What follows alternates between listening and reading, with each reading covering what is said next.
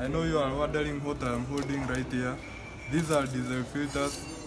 I know most of you guys don't change this in your diesel engines. You see, the diesel is pouring. This is a diesel.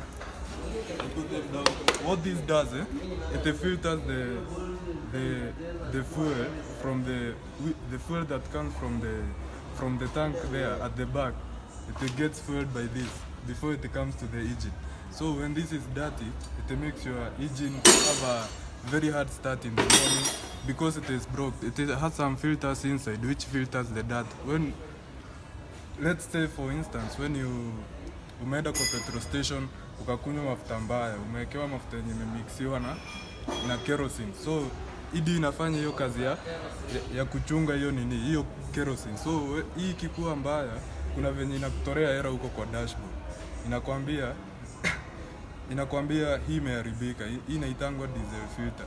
So it will tell you in the dashboard, check your diesel filter, and you will definitely need to replace this. So if you are having a cold start in the morning, consider changing this in your diesel engine. This is for all diesel engines, and it should be changed after every service. Thank you.